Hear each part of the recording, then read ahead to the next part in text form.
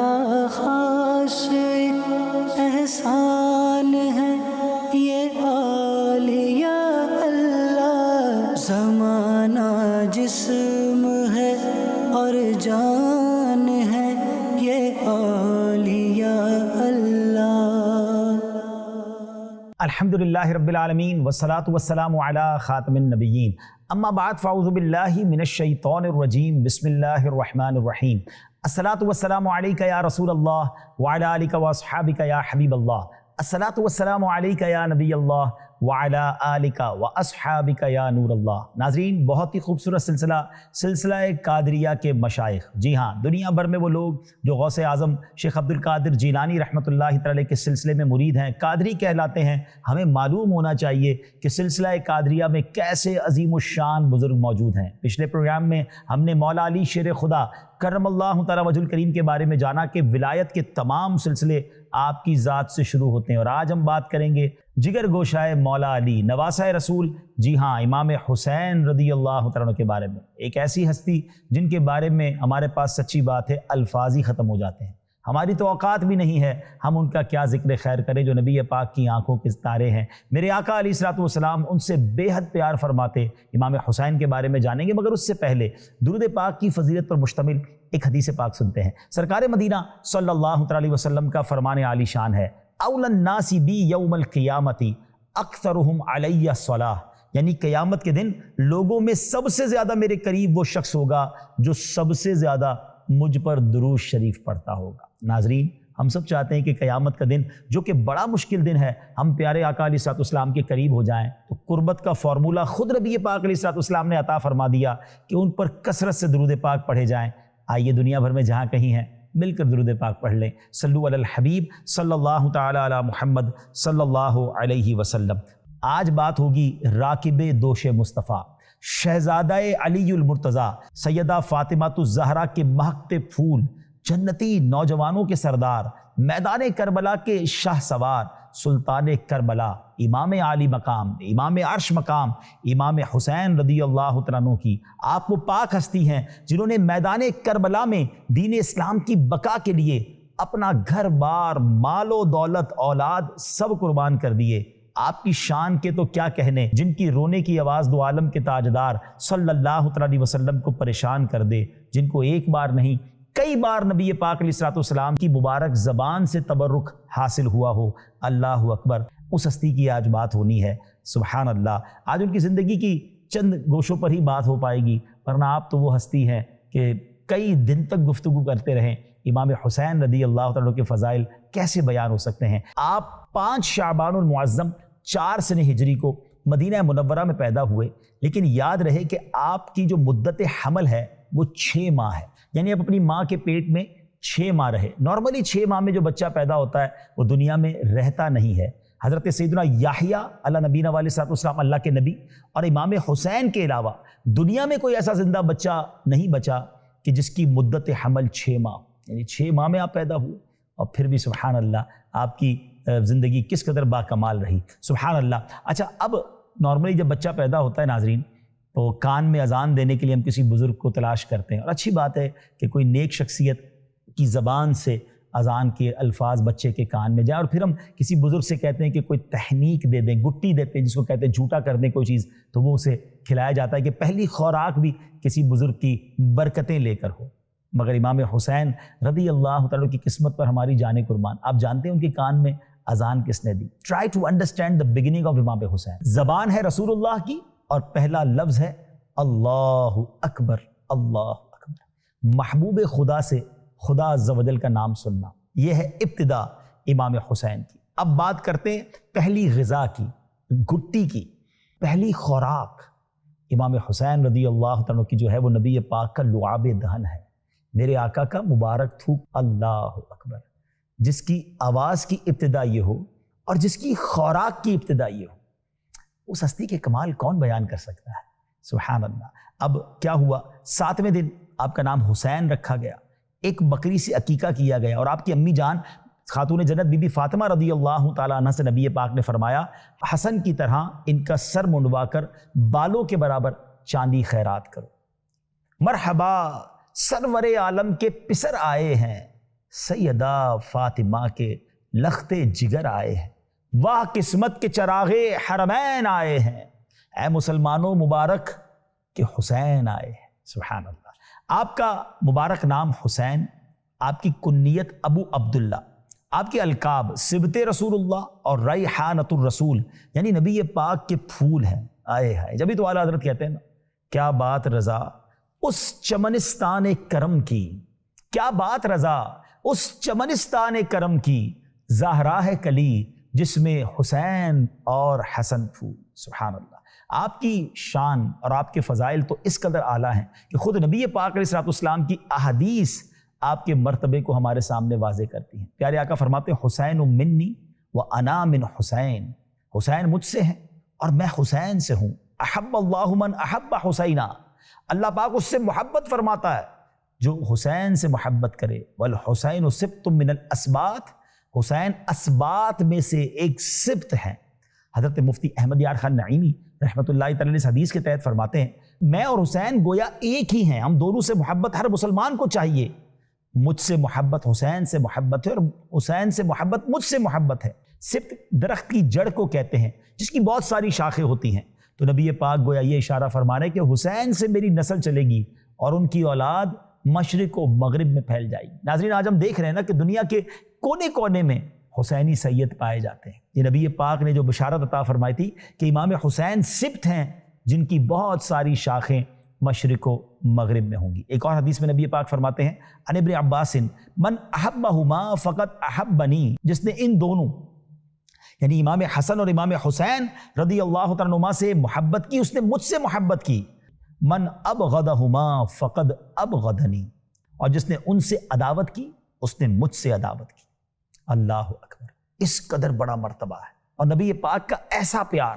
پیارے آقا علیہ الصلوۃ والسلام کی آپ نے حدیثیں سنی، اب آپ کی عبادت و ریاضت کا کیا عالم تھا۔ نارملی جب بندہ بڑے خاندان سے ہو، پہلے ہی جنتی نوجوانوں کا سردار کہہ دیا گیا ہو، تو اب سوچنے والا تو کوئی سوچ سکتا ہے کہ اب اتنی زیادہ عبادت اور ریاضت کی کیا حاجت ہے، مگر اللہ والوں کے انداز نرالے ہوتے ہیں کہ مرتبہ بڑا ہے، گناہ نہیں ہے مگر عبادتیں پھر بھی جاری ہیں، اور ایک ہم ہیں کہ گناہوں کا انبار سر پر ہے، معلوم نہیں کہ آخرت میں کیا ہوگا، مگر پھر بھی عبادتوں سے دل چراتے ہیں۔ اے امام حسین کے چاہنے والوں، اے سلسلہ قادریہ سے محبت کرنے والوں، سنیے امام حسین کے بارے میں آتا ہے کہ آپ اس کثرت سے نماز پڑھتے، روزہ رکھتے، حج کرتے، صدقہ و خیرات کرتے اور تمام بھلائی کے کاموں کو کرتے تھے۔ شہزادہ امام عالی مقام حضرت سیدنا امام زین العابدین نے فرمایا میرے والد گرامی حضرت سیدنا امام حسین رضی اللہ تعالیٰ عنہ دن اور رات میں 1000 رکعت نوافل ادا فرمایا کرتے تھے۔ 1000 نفل روزانہ۔ یہاں تو فرض نماز لوگ نہیں پڑھتے، اچھا جو فرض پڑھتے وہ نوافل نہیں پڑھتے، سنتیں نہیں پڑھتے۔ ایسا نہ کیجیے، اللہ کرے کہ ہم فرض نماز کے بھی پابند بن جائیں اور امام حسین کا ایسا فیضان نصیب ہو جائے کہ ہمارا دل نوافل میں بھی لگ جائے۔ یہ اللہ کے قرب کا طریقہ ہے۔ اتنا فضول ٹائم ضائع کرتے ہیں مگر عبادت کی طرف نہیں آتے۔ آگے سنیے، عظیم تابعی بزرگ حضرت سیدنا امام شعبی رحمۃ اللہ تعالی فرماتے میں نے دیکھا کہ امام حسین رضی اللہ تعالیٰ عنہ رمضان المبارک میں مکمل قرآن کریم ختم فرمایا کرتے تھے۔ آپ کو حج کا بہت شوق تھا، چنانچہ مروی ہے کہ آپ رضی اللہ تعالیٰ عنہ نے 25 حج پیدل فرمائے۔ سوچیے ناظرین، اب یہاں بہت سارے لوگ وہ ہیں کہ جن پر حج فرض ہو چکا ہے مگر حج نہیں کرتے، مال بھی ہے، استطاعت بھی ہے، دنیا گھومتے ہیں، حج کے لیے ٹائم نہیں نکالتے۔ اچھا بعض اوقات پوچھو تو کہتے ہیں ذرا بچی کی شادی کر لوں، پہلے ذرا فلاں کام سیٹ کر لوں، پہلے یہ مسئلہ حل ہو جائے پھر چلا جاؤں گا۔ ارے اللہ کے بندے، سارے مسئلے وہیں سے تو حل ہوتے ہیں۔ ہاں حج پر جائیے اگر حج فرض ہو گیا، تاخیر نہ کیجیے، یہ اسلام کا بنیادی رکن ہے۔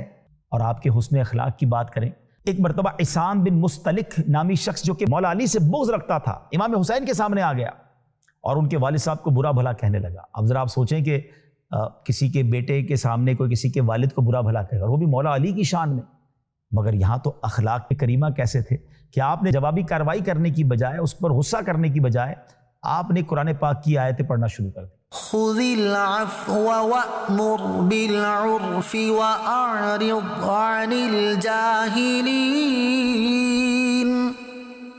وإما ينزغنك من الشيطان نزغ فاستعذ بالله إنه سميع عليم إن الذين اتقوا إذا مسهم طائف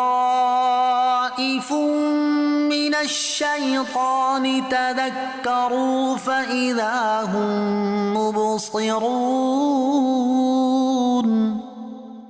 اے حبیب معاف کرنا اختیار کرو اور بھلائی کا حکم دو اور جاہلوں سے منہ پھیر لو۔